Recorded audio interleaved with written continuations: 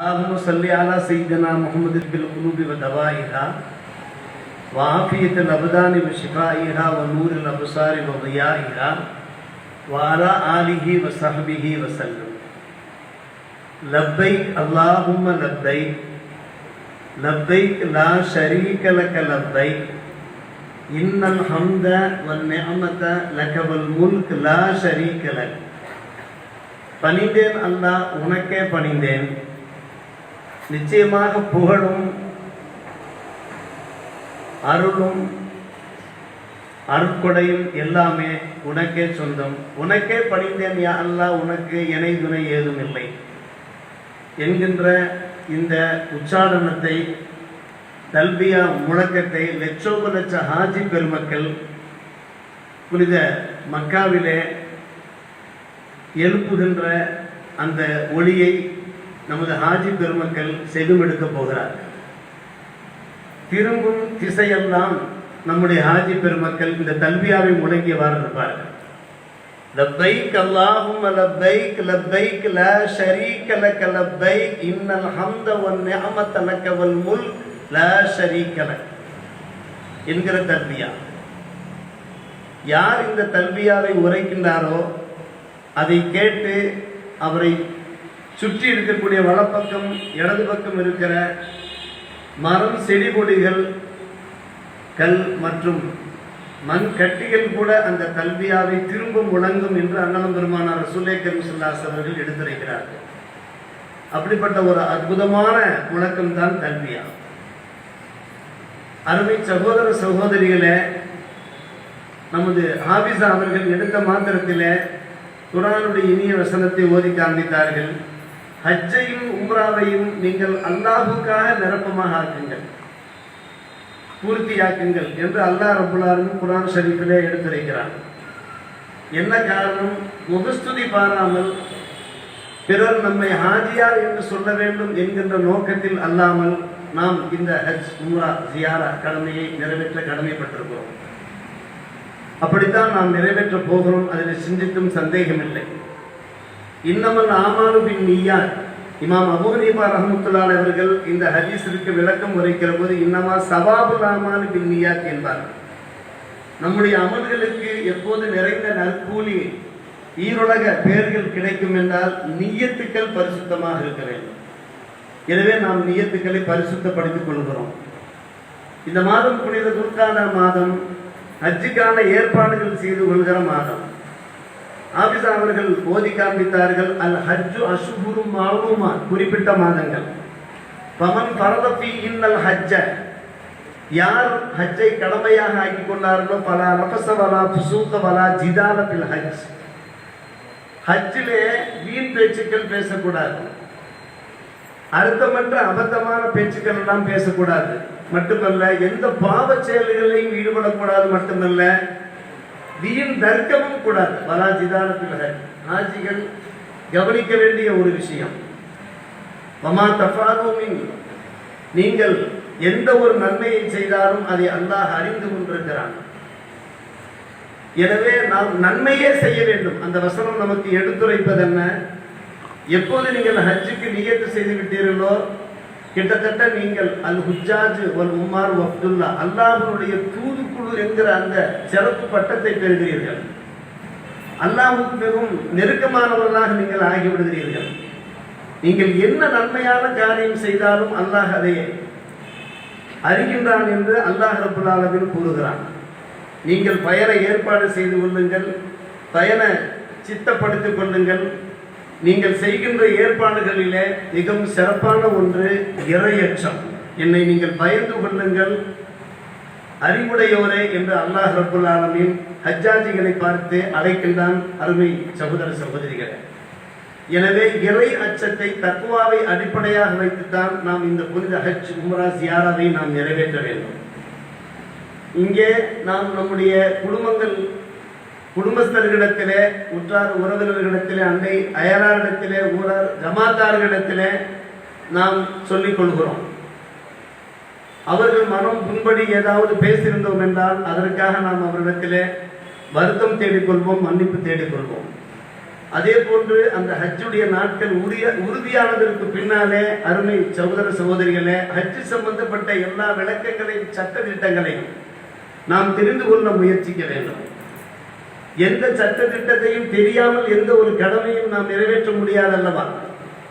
இந்த சலாத்தீவம் நுசுக்கீவம் வஹையாயவம் மமாத்தில் இல்லாஹி ரப்பில் ஆலமீன் என்ற இப்ராஹிம் அலைஹிஸ்ஸலாமுடைய அந்த வாக்குக்கு நுசுக்கிக்கு பல விளக்கங்களுக்கு மத்தியில நுசுக்கி என்றாலே ஹஜ்ஜினுடைய கிரியாம்சைகள் எல்லாமே ரப்புல் ஆலமீனுக்கு சொந்தம் என்று சொன்னார்கள் என்றால் அந்த கிரியாம்சைகள் என்ன என்பதை, அதனுடைய அனுஷ்டானங்கள் என்ன என்பதை நாம் தெரிந்து கொள்வது மிக மிக முக்கியமான ஒரு விஷயம். எனவேதான் ஆங்காங்கே ஹஜ் ஜோடுகள் விளக்க கூட்டங்கள் நடத்தி கொண்டிருக்கிறார்கள். அருமை சகோதர சகோதரிகளே, நாம் நம்மை சுத்தப்படுத்திக் கொள்ள வேண்டும். முதலிலே நாம் உம்ரா செய்ய போகிறோம். நாம் செய்கின்ற இந்த ஹஜ் இருக்கிறது ஹஜ்ஜ தமத்து. முதலிலே உம்ராவை நாம் நிறைவு செய்துவிட்டு அல்லாஹ்வுடைய கிருபையினாலே இடையிலே நாம் சாதாரண உடைக்கு மாறிய பின்பு ஹஜ்ஜினுடைய காலகட்டம் துல்ஹஜ் பிறை 8 வருகிற போது, யௌமு தர்வியா வருகிற போது ஹஜ்ஜை நாம் தொடங்குகிறோம். இதற்கு ஹஜ்ஜ தமத்து, ஹஜ்ஜ கிரான் என்றோ ஹஜ்ஜ இஃப்ராத் என்றோ சொல்ல மாட்டார்கள், ஹஜ்ஜ தமத்து. எனவே நாம் உம்ராவுக்கு நியத்து செய்கிறோம். நமக்கு எல்லை எலமனம் எல்லை, மீகாத்து அஹ்லில் யமன் என்று சொல்வார்கள். பெருமானார் ரசூலுல்லாஹி ஸல்லல்லாஹு அலைஹி வஸல்லம் அருள்வாக்கு திருவாக்காக இருக்கிறது. அந்த யமன் தேச அந்த திசையில் தான் நம்முடைய இந்தியா பாகிஸ்தான் எல்லாம் இருக்கிற காரணத்தினாலே நம்முடைய மீகாத் எலமுனம். அந்த எலமுனமை நாம் கடக்கிற போது இஹ்ராம் உடையோடு தான் நாம் கடக்க வேண்டும். ஹஜ் உம்ரா நிய்யத்தோடு நாம் புறப்படுகிறோம். வியாபார நோக்கத்திலே செல்கிறோம், அலுவல் நிமித்தமாக செல்கிறோம். நாம் இஹ்ராம் அணிய வேண்டிய அவசியம் இல்லை சவுதிக்கு நாம் சென்றோம் என்றால். ஆனால் ஹஜ் உம்ரா நிய்யத்தோடு நாம் செல்லுகிற போது இஹ்ராமோடு செல்ல வேண்டிய அவசியம் இருக்கிறது. எனவேதான் நாம் சென்னையிலே நாம் என்ன செய்வோம், பெரும்பாலும் அந்த திருச்சி வழியாகவோ அல்லது கொச்சின் வழியாகவோ சென்று கொண்டிருந்தார்கள். நாம் இஹ்ராம் உடை அணிய வேண்டும். அதற்கு முன்னாலே நாம் நம்மை சுத்தப்படுத்திக் கொள்ள வேண்டும். தேவையில்லாத முடிகளை எல்லாம் கலைந்து விட வேண்டும், மேகங்களை எல்லாம் வெட்டி கொள்ள வேண்டும், நல்ல முறையிலே குளித்துக் கொள்ள வேண்டும். உடம்பிலே நாம் நறுமணம் பூசிக்கொள்ளலாம், வாசனை பூசிக்கொள்ளலாம். அன்னை ஆயிஷா ரலியல்லாஹு தஆலா அன்ஹா அவர்கள் ஹஜ்ஜத்துல் வதாவின் போது நான் பெருமானார் ரசூலுல்லாஹி ஸல்லல்லாஹு அலைஹி வஸல்லம் அந்த பொன்மேனியிலே நான் வாசனை பூசிவிட்டேன் என்று கூறுகிற ஹதீஸ் ஜாமி சஹீஹில் இடம்பெற்றிருக்கிறது. எனவே அதற்கு பின்பு நாம் இஹ்ராம் உடை அணிகிறோம். இஹ்ராம் உடை அணிந்து நாம் வலது பக்கம் இடது பக்கம் எல்லாம் துணியை நாம் போர்த்தி கொண்டு தலைகளையும் துணி அணிந்து கொண்டு அல்லாஹ்வுடைய கிருபையினாலே இஹ்ராமுடைய நஃபில் 2 ரக்காத் நாம் சொல்லுவோம். குல் யா அய்யுஹல் காஃபிரூன் குல் ஹுவல்லாஹ் தெரிந்த சூறாக்கள் ஓதிக்கொள்வோம். ஓதிக்கொண்டு தொழுகை நிறைவு செய்த கையோடு மிகவும் தெளிவான சிந்தனையோடு ஒருமைப்பாட்டோடு நாம் என்ன செய்ய வேண்டும், நியத்து செய்ய வேண்டும். உம்ராவுக்கான நியத்து செய்ய வேண்டும். அல்லாஹும்ம இன்னி உரீதுல் உம்ரத்தலி வஜீஹிகல் கரீம் ஃபயஸ்ஸர்ஹாலி வ தகப்பல்ஹா மின்னி. யா அல்லாஹ், உன்னுடைய திருப்பொருத்தத்துக்காக வேண்டியே நான் உம்ராவை நியத்து செய்கிறேன், அதை எனக்கு லேசாக்கி என்னிடமிருந்து கபூல் செய்வாயாக என்று நாம் நியத்து செய்து கொண்டு என்ன துஆ ஓத ஆசைப்படுகின்றோமோ ஓதிக்கொள்ள வேண்டும். பின்பு தலை துணியை நீக்கி இப்போது நாம் இஹ்ராமுடைய கட்டுப்பாட்டுக்குள்ளே வரப்போகிறோம். லப்பைக் அல்லாஹும்ம லப்பைக் என்கின்ற அந்த உச்சாரணத்தை குறைந்தபட்சம் 3 முறையாவது நாம் சொல்லிக் கொள்ள வேண்டும். உளப்பூர்வமான முறையிலே, ஈமானோடு, விசுவாசத்தோடு, உணர்வு பூர்வமான முறையில் நாம் சொல்லிக் கொள்ள வேண்டும். இது அல்லாஹ் அளித்த ஒரு பெரும் பாக்கியம். அருமை சகோதர சகோதரிகளே, எத்தனை பேருக்கு இந்த பாக்கியங்கள் கிடைக்கிறது? அல்லாஹ்விடத்திலே அவர்கள் கரமேந்தி பிரார்த்தித்துக் கொண்டிருக்கிறார்கள். எனவே நாம் தல்பியா சொல்லுகிறோம். இப்போது இஹ்ராமுடைய கட்டுப்பாடு அதனுடைய வளையத்துக்குள்ளே வந்து விடுகிறோம். எப்போது வந்து விடுகிறோமோ குர்ஆன் ஹதீஸிலே உள்ள பிரகாரம் அடுத்து வீண் பேச்சு எதுவும் பேசக்கூடாது. அபத்தமான அர்த்தமற்ற ரஃபஸ் என்றால் அல் கவுல் ஃபாஹிஷ் என்றும் விளக்கம் சொல்கிறார்கள். அது ஒருபான எந்த ஒரு பேச்சும் பேசிவிடக்கூடாது, எந்த பாவச் செயலையும் ஈடுபட்டு விடக்கூடாது, எந்த தர்க்கத்திலையும் நாம் ஈடுபட்டு விடக்கூடாது. அத்தோடு இஹ்ராமுடைய கட்டுப்பாடுகளிலே அந்த நேரத்தில் நாம் மறந்தும் கூட தவறுதலாக கூட நெகத்தை வெட்டிவிடக்கூடாது, முடிகளை எடுத்து விடக்கூடாது, தையல் ஆடைகள் ஏதும் அணிந்து விடக்கூடாது. அது உள்ளாடையாக இருந்தாலும் கூட ஆண்களுக்கு சட்டம், பெண்களுக்கு சட்டம் இல்லை. பெண்கள் தையல் ஆடைகள் தான் அணிந்திருப்பார்கள். எனவே ஆண்கள் கீழே ஒரு முண்டு மேலே ஒரு துண்டை போர்த்திக் கொள்ள வேண்டும், அவ்வளவுதான். கிட்டத்தட்ட கஃன் துணிக்கு நிகரான அந்த மல்லு துணியிலே நாம் அந்த இஹ்ராம் உடையை அணிந்து கொள்கிறோம். பார்ப்பதற்கு மிகவும் அழகாகத்தான் இருக்கும். லட்ச ஹாஜி பெருமக்கள் கிட்டத்தட்ட 25 லட்சமோ 35 லட்சமோ மக்கள் எல்லோருமே ஒரே வெள்ளுடையில் தான் இருப்பார்கள். பரிசுத்தமான அந்த அழகான வெள்ளாடையில் தான் இருப்பார்கள். அல்லாஹ்வுடைய சமூகத்திலே ஆண்டான் அடிமை, பணக்காரன் ஏழை, கருப்பன் வெள்ளையன், தாழ்ந்தவன் உயர்ந்தவன் என்கின்ற வேறுபாடு கிடையாது. என் சமூகத்திலே நீங்கள் எல்லோரும் சமம்தான் என்பதை அல்லாஹ் அங்கே நமக்கு நிரூபித்து காட்டுகிறான். இது அரபாவிலே அங்கே வேலை செய்கின்ற வேலையாட்கள் வேண்டுமானால் அவர்கள் சாதாரண ஆர்டினரி உடைகள் அணிந்திருக்கலாமே தவிர, ஆனால் ஹஜ் செய்யக்கூடிய பெருமக்கள் அத்தனை பேருமே அந்த வெள்ளாடையை தான் அணிந்திருப்பார். பெண்களுக்கு இந்த ஆடைகள் தான் அணிய வேண்டும் என்கின்ற கட்டுப்பாடு கிடையாது. அவர்கள் விரும்பிய கலர் ஆடைகளை அணிந்து கொள்ளலாம். உடம்பு பூராவும் மறைத்துக் கொள்ள வேண்டும். அவர்கள் தங்களுடைய தலையை மறைக்க வேண்டும். ஆண்கள் தலையை மறைக்க கூடாது. அது இஹ்ராமுடைய கட்டுப்பாட்டிலே உள்ளது. ஆண்கள் தங்களுடைய தலையை திறந்துதான் இருக்க வேண்டும். மஹ்தூராத்துல் இஹ்ராமிலே சேர்ந்தது. நகம் வெட்டக்கூடாது, முடி எடுக்கக்கூடாது, தையலாடை அணியக்கூடாது, தலையை மறைக்க கூடாது, வீண் பேச்சுக்கள் அர்த்தமற்ற பேச்சுக்கள் பேசக்கூடாது, நறுமணம் அதற்கு பின்னாலே நறுமணம் பூசக்கூடாது, நறுமணத்தை நுகரக்கூடாது, பீடி சிகரெட் குடிக்கக்கூடாது. அங்கே புனித ஹரம் ஷரீஃபுக்கு சென்றோம் என்றால் அங்கே செடி கொடிகளை நாம் கை வைக்க கூடாது, அதை நாம் பிடுங்கக்கூடாது, அங்கே இருக்கக்கூடிய எந்த ஒரு பிராணிகளையும் நாம் கொன்றுவிடக்கூடாது. இது எல்லாம் அந்த இஹ்ராமுடைய கட்டுப்பாடுகளில் உள்ள ஒரு விஷயம். இதை நாம் தெரிந்து வைத்திருக்கிறோம் அருமை சகோதர சகோதரிகளை. எனவே பெண்கள் அவர்கள் தங்களுடைய முகத்தை மறைக்காமல் இருக்க வேண்டும். முகத்தை மறைக்க கூடாது. அதே சமயத்திலே அந்நிய ஆடவர்கள் தங்கள் முன்னே கடந்து செல்கிற போது மட்டும் தங்களுடைய மக்கண்ணாவை அப்படியே மறைத்துக் கொள்ளலாம். அல்லது கையில ஏதாவது கிதாபுகள் வைத்திருக்கிறார்கள், விசிறிகள் ஏதாவது வைத்திருக்கிறார்கள், அதை கொண்டு தங்களுடைய முகங்கள் ஆடவர்களுடைய பார்வையிலே படாமல் மறைத்துக் கொள்ளலாம். சீரத்துகுன்ன இல்லாதி ஊரத்திகின்ன என்று அல்லாஹ் குர்ஆன் ஷரீஃபிலே கூறுகிறார். இதுதான் பெண்களுக்கான ஒரு சட்டம். மாஷா அல்லாஹ். அதற்கு பின்பு எப்போதெல்லாம் நேரம் கிடைக்கிறதோ, சந்தர்ப்பம் சமயம் கிடைக்கிறதோ, அருமை சகோதர சகோதரி, தல்பியா சொல்லிக் கொண்டே இருக்க வேண்டும். நீங்கள் இஹ்ராம் உடை அணிந்தவர்கள் ஒருவரை பார்க்கிற போது ஒருவர் தல்பியா சொல்றா, மற்றவர் அதை கேட்டு சொல்ல வேண்டும். ஒரு 10 பேர் இருக்கிறார்களா, ஒரு பேர் தல்பியா சொல்ல, இது 9 பேரும் திரும்ப சொல்ல வேண்டும். நாம் பார்க்கின்றோம் மாற்று மத சகோதரர்கள் அவர்கள் தங்களுடைய வழிபாட்டு தலங்களுக்கு செல்கிற போது அவர்கள் கோஷமிட்டுக் கொண்டு செல்வதை நாம் பார்க்கிறோமா இல்லையா? ஆனால் நாம் தயங்க வேண்டிய அவசியம் இல்லை, வெட்கப்பட வேண்டிய அவசியம் இல்லை. தல்பியா சொல்கிற ஒரு விஷயத்திலே ஏர்போர்ட்டிலே கூட நாம் என்ன செய்யலாம், நம்மால் இயன்ற அளவுக்கு நாம் தல்பியா சொல்லிக்கொண்டே இருக்க வேண்டும். குர்ஆன் ஷரீஃப் ஓதிக்கொண்டே இருக்க வேண்டும். அதுக்காக ஆமால்களிலே அவுராதுகளிலே நாம் ஈடுபட்டு கொண்டே இருக்கும். நம்மிடத்திலே கையிலே கிதாபுகள் இருக்க வேண்டும். நம்முடைய அந்த கை பையிலே நிச்சயமாக அன்பான பெருமக்களை தஸ்பீஹ் இருக்க வேண்டும். ஹஜ் சம்பந்தப்பட்ட விளக்க நூல்கள் இருக்க வேண்டும். மினி குர்ஆன் ஷரீஃப் இருக்க வேண்டும். முசல்லா இருக்க வேண்டும். வெயிட்லெஸ் முசல்லா இருக்க வேண்டும். இது போன்ற காரணம் எங்கு வேண்டுமானாலும் தொழுகை நேரம் வரும், எங்கு வேண்டுமானாலும் நாம் தொழ வேண்டிய ஒரு அவசியம் ஏற்படும். எனவே அந்த அடிப்படையிலே அதே நிலைமையிலே நாம் என்ன செய்கிறோம், புனித மக்கா சென்று இறங்குகிறோம். புனித மக்கா அது ஹரம் ஷரீஃப். இப்ராஹிம் அலைஹிஸ்ஸலாத்து வஸ்ஸலாம் அவர்கள் அதை ஹரம் ஷரீஃபாக பறையறிவிப்பு செய்தார்கள். பெருமானார் ரசூலே கரீம் ஸல்லல்லாஹு அலைஹி வஸல்லம் புனித மதீனாவை ஹரம் ஷரீஃபாக அறிவிப்பு செய்தார்கள் என்றெல்லாம் நாம் கேள்விப்பட்டிருக்கிறோம். அல்லாஹும்ம ஜஅல்னி பிஹா கராரா வர்சுக்னி பிஹா ரிஸ்கன் ஹலாலா என்று பெருமானார் ரசூலே கரீம் ஸல்லல்லாஹு அலைஹி வஸல்லம் துஆ கேட்டிருக்கிறார்கள். யா அல்லாஹ், புனித மக்காவிலே என்னுடைய மனசை நீ திடப்படுத்துவாயாக, மன அமைதியை தந்தருள்வாயாக, ஹலாலான ரிஸ்கை தந்தருள்வாயாக என்றெல்லாம் நாம் துஆ கேட்டுக்கொள்ள வேண்டும். என்ன துஆ கேட்க விரும்புகிறோமோ துஆ கேட்டுக்கொள்ள வேண்டும்.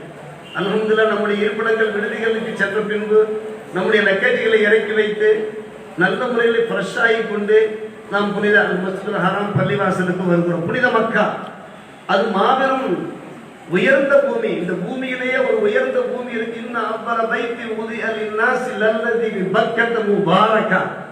அந்த பூமி இருக்கிறது, அது பரக்கத்து வாய்ந்த பூமி. மக்கா என்கிறார்கள், பக்கா என்கிறார்கள். மக்கா என்றால் அந்த ஹரம் ஷரீஃப் எல்லை அனைத்துக்கும் மக்கா.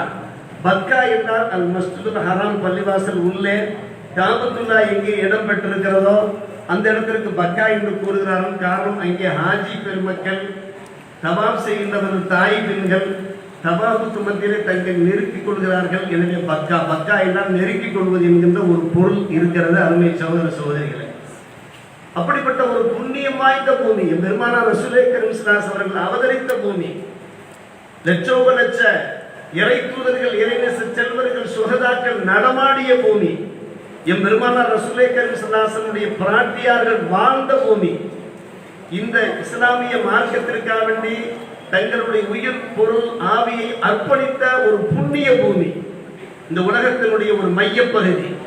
அந்த பகுதிக்கு நாம் சென்று சேருகிற போது அருமை சகோதர சகோதரிகளே, இறையச்சம் இருக்க வேண்டும், அல்லாஹ்வுடைய பயம் இருக்க வேண்டும்.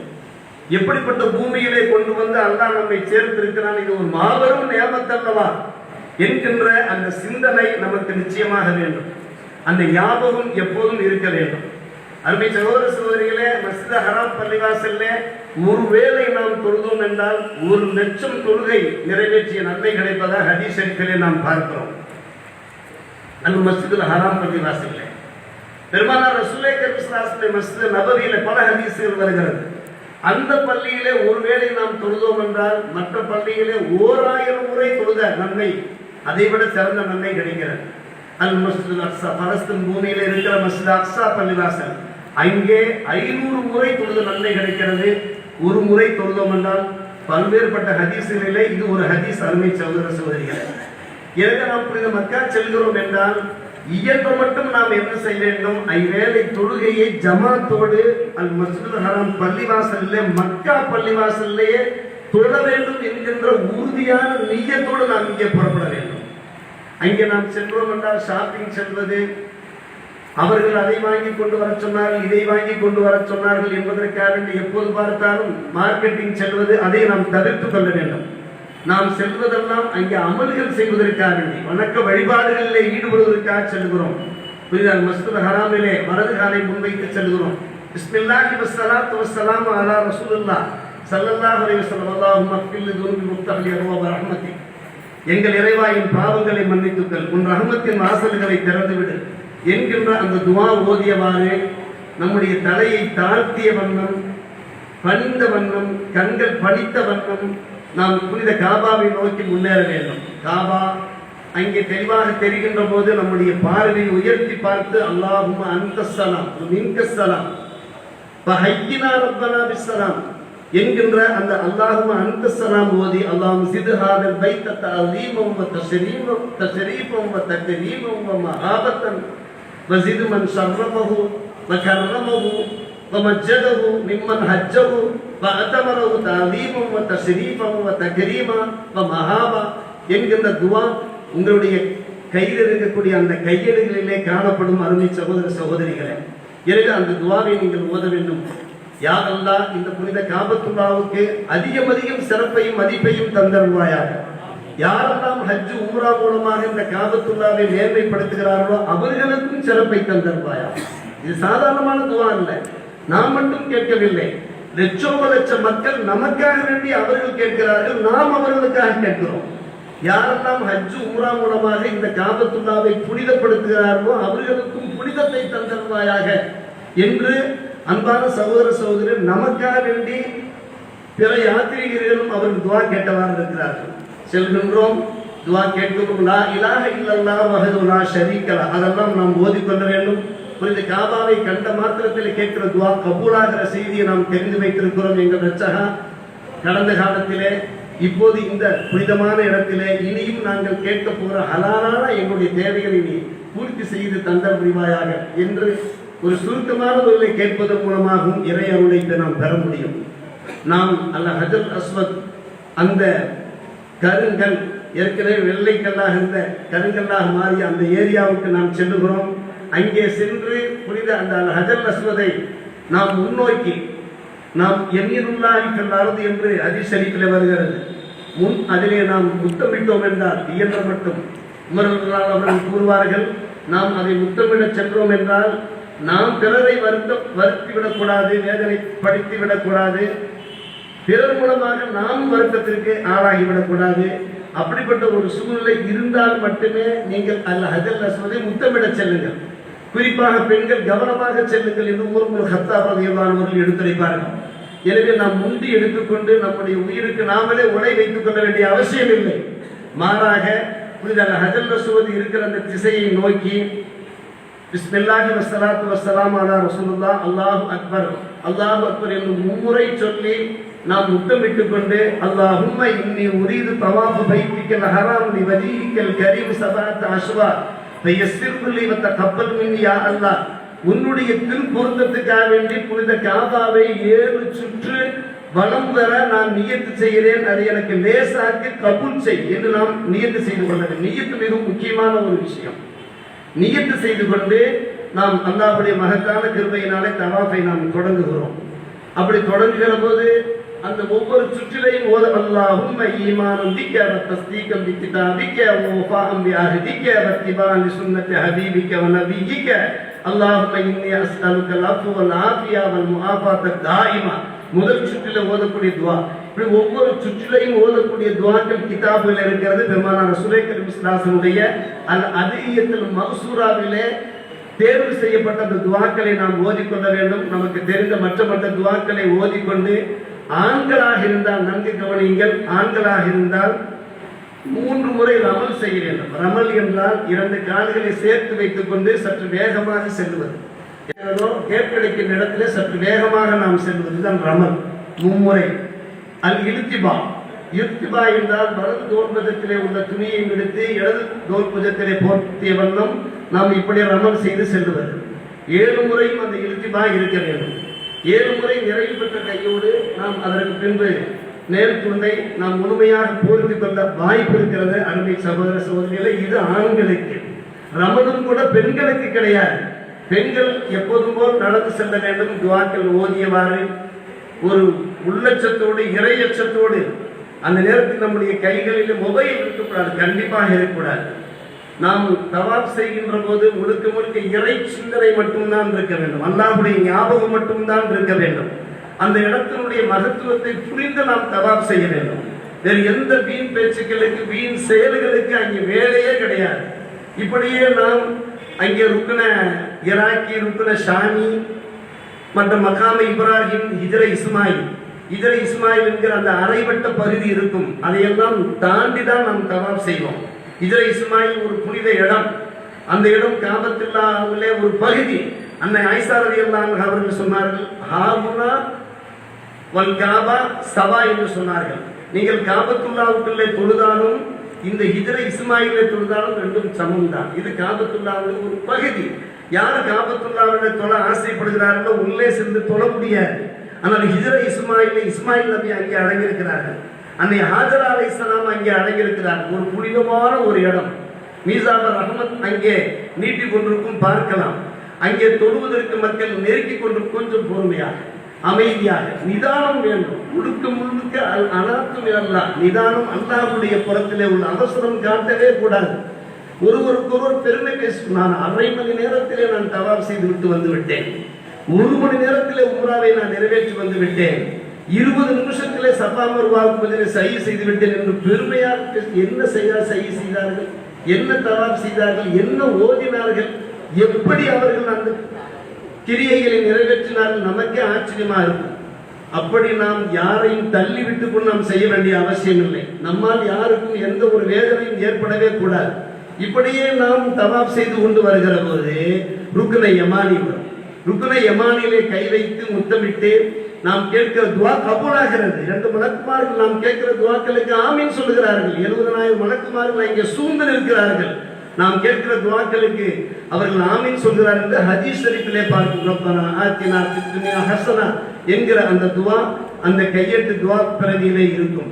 அதை ஓதியவாறு நாம் அதல் அஸ்வத் அந்த கல்கோட்டை நாம் அடைந்தோம் என்றால் மாஷா அல்லாஹ் 1 சுற்று நிறைவேறிவிட்டது. இதே போன்று 7 சுற்றுக்கள் நிறைவேறியதற்கு பின்னாலே மகாம் இப்ராஹிமுக்கு பின்னாலே 2 ரக்காத் வாஜிப் தொழுக வேண்டும்.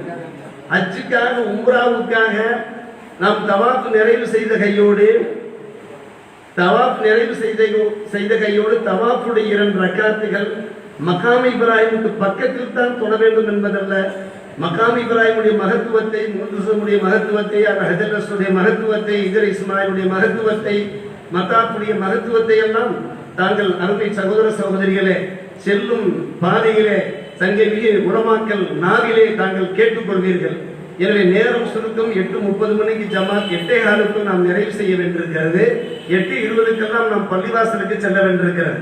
எனவே அல்ஹம்துலில்லாஹ் அருமை சகோதர சகோதரிகளே, தவாப் முடிகிறது. அந்த தவாஃபுடைய 2 ரக்காத் வாஜிபை நாம் நிறைவேற்றுகிறோம்.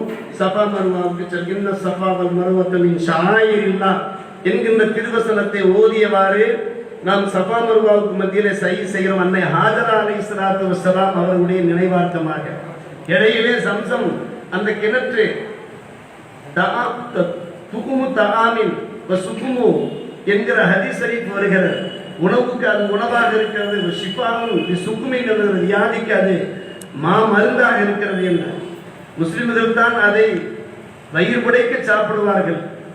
மற்றவர்கள் முனாஃபிக்கள் எல்லாம் அந்த அளவுக்கு அந்த பானத்தை அருந்த மாட்டார் என்று ஹதீஸ் ஷரீஃப் வருகிறது. எனவே எந்த அளவுக்கு நீங்கள் சம்சம் அந்த புனித நீரை தாங்கள் அருந்த முடியுமோ அருந்த வேண்டும்.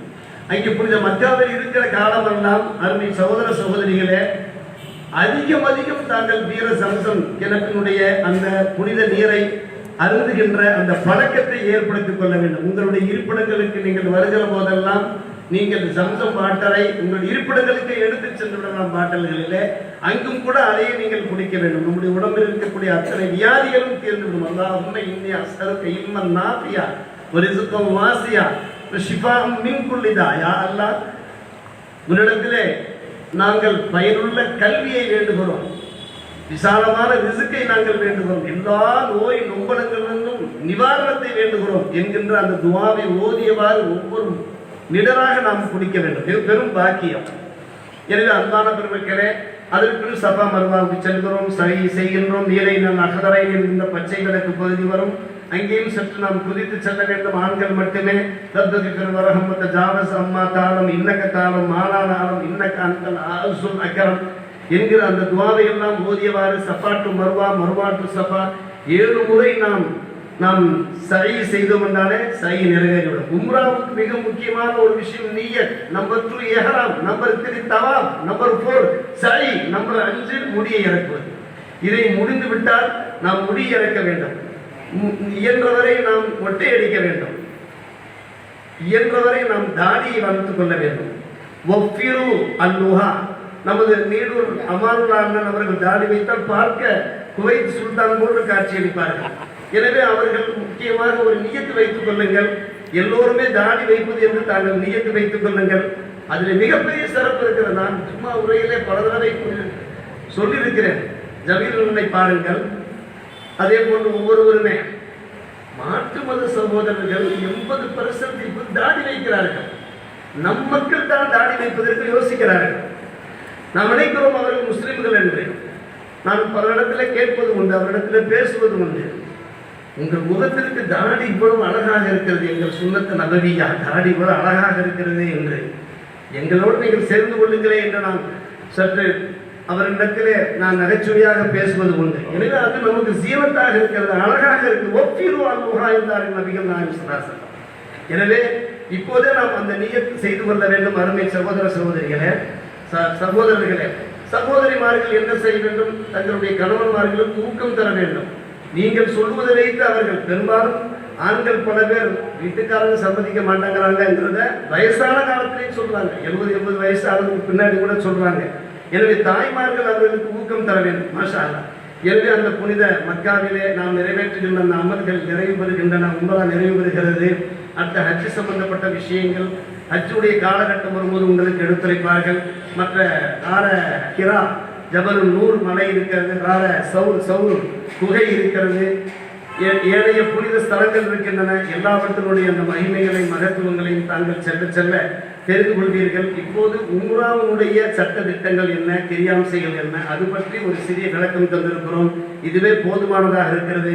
மற்ற விஷயங்கள் எல்லாம் நீங்கள் கிதாபுகள் புஸ்தகங்கள் மூலமாக தாங்கள் படித்துக் கொள்ள வேண்டும். அதோடு சங்கமிகு உலமாக்கள் தங்களோடு இணைந்து வருவார்கள். அவர்களை கேட்டு கேட்டு தெரிந்து கொண்டு நம்முடைய அந்த உம்ரா ஹஜ்ஜு ஜியாரா கபூலாகுவதற்கு நாம் பெரும் முயற்சி எடுத்துக்கொள்ள வேண்டும். கூடிய மட்டும் அதிகமதியும் வணக்க வழிபாடுகளிலே அறைகளிலே தங்குவதை குறைத்துக் கொள்ளுங்கள். வீட்டிற்கு நாம் செல்லுகிறோம், அறைகளுக்கு செல்கிறோம் என்றால் சற்று தூங்கி ஓய்வெடுக்க, உணவருந்த, உடை மாற்ற, நம்முடைய சுய தேவைகளை குறித்து பாக்கி நேரங்கள் புறம் தாங்கள் எங்கே இருக்க வேண்டும்? ஹரம் ஷரீஃப் மஸ்ஜிதுல் ஹராம் பள்ளிவாசல் இருக்க வேண்டும். நியத்து செய்து கொள்ளுங்கள். அல்லாஹ் நம்முடைய உம்ரா ஹஜ் ஜியாரத்தை கபூல் செய்து புரிந்து கொள்வானாக. அத்தனை நாள் பாக்கியங்களையும் அல்லாஹ் நம் எல்லோருக்கும் தந்தவர். எங்கள் உஸ்தாத்மார்களுக்காக துவா செய்யுங்கள். உம்ராவுடைய நியத்திலே சில உஸ்தாமார்கள் இருக்கிறார்கள், உம்ரா செய்ய வேண்டும் என்கின்ற இதய துடிப்போடு இருக்கிறார்கள். அதே போன்ற ஹஜ்ஜினுடைய அந்த பாக்கியம் எல்லாம் அவர்களுக்கு தேவைப்படுகிறது. எங்கள் பிள்ளைகளுக்காக துவா செய்யுங்கள்.